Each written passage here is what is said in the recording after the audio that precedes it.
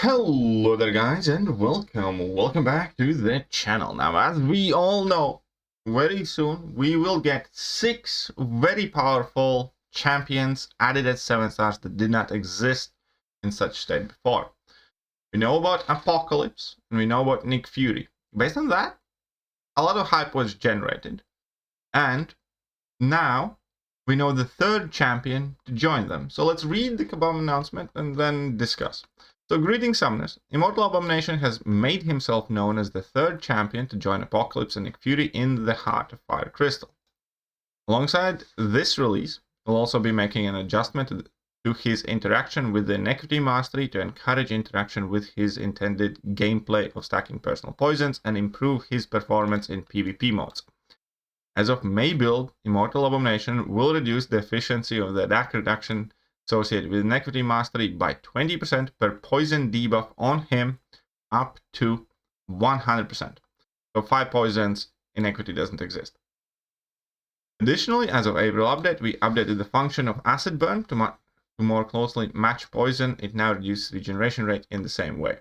So let's take a look at this Immortal Abomination. And first of all, I kind of like it. I always liked Immortal Abomination as a champion. I thought he's a handsome fella. I do think that much of Immortal Abomination was kind of ruined by the Inequity Mastery, so it does make sense that it gets addressed, because then, you know, despite I-Bomb being a fairly ramp-up champion anyways, because the damage output until you get the Acid Burn up is quite ridiculous, it was always like a solid, useful kind of like top tier science champion before, obviously. I-Bomb just got outpaced. So some of the most notable abilities, and I guess now we're gonna have to make an I-Bomb video to remind people of exactly what this champion did. But you take 100% less damage from poison effects, and the recovery reduction from poison is 50% less effective. This always kind of bothered me. You know, because when you do get 10 poisons, you still regen very, very little. But still, you know, you still get some regen. And effectively, as you make contact with the opponent, you have a chance to poison them. And he has access to Petrify debuff when triggering Acidborn. Abomination inflicts a Petrify of 60% potency, plus the poisons reduce the regeneration potency anyways. And he effectively is focused on poison damage completely.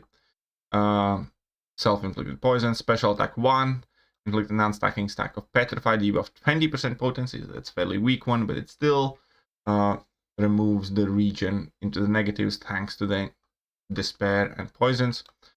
And very simple champion to play. But the reasons why I always liked Immortal Abomination was because, number one, exactly that, very simple to play.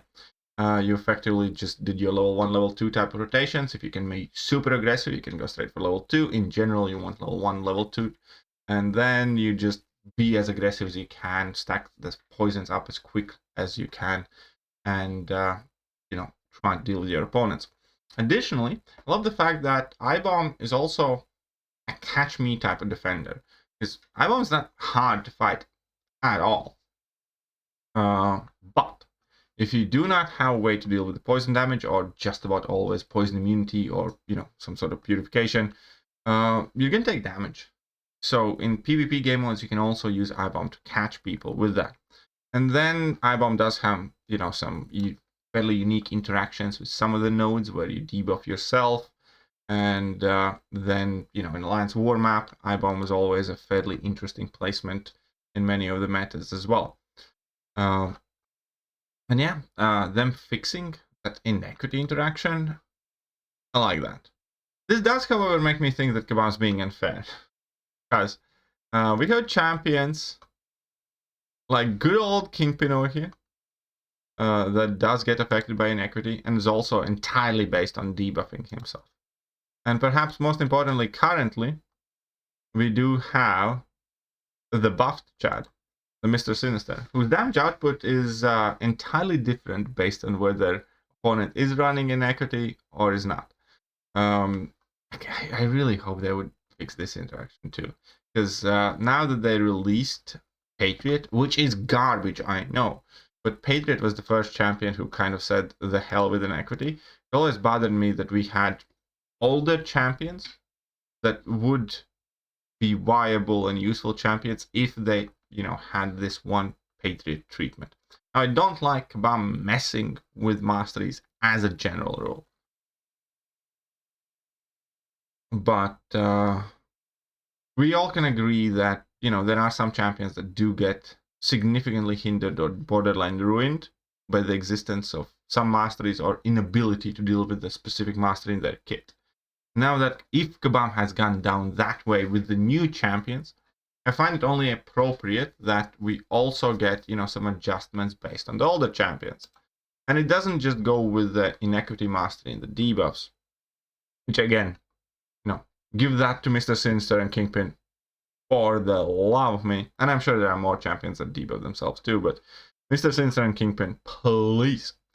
But besides that, we have champions that ignore stand your ground now, like Dazzler, for instance. I believe Dazzler is the champion that ignores stand your ground, and that would be a tremendously useful ability for a whole bunch of champions that have their rotations ruined, that require you to spam heavy attacks now. For instance, Hulkbuster could be significantly more potent if you also would have that.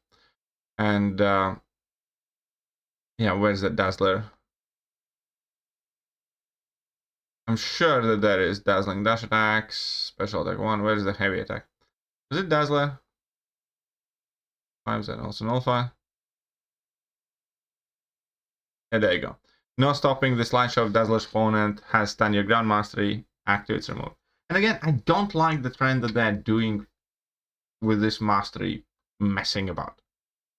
But if they already have down that hole and they are seemingly refusing to climb out of it, and we get new champions that more and more often ignore masteries, I think, we could genuinely ask Kabam to revisit a whole bunch of older ones that could make them more viable, current, and relevant. Like, again, the stand your ground mastery is like a big one. That has inequity is another big one, for instance. I'm sure there are a few more examples. There was one more that I wanted to mention. It just, dropped out of my head. But definitely Mr. Sinister and Kingpin for the inequity treatment, at least. But back to the main news, back to the big news. Immortal Abomination coming to the game as a 7-star and the 3rd champion. So now we know the science champions. So far, we have Nick Fury, Apocalypse, Immortal Abomination.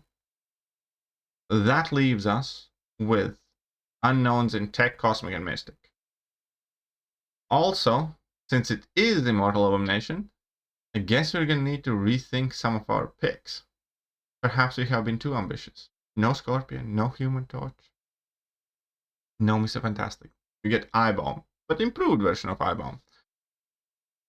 So I'd still like that pull, though. I'd still like a 7-star I-Bomb, for sure. Let me know what are your thoughts about this, and I'll catch you soon. Bye-bye. Hello there, guys, and welcome back to the channel. So we have all the information about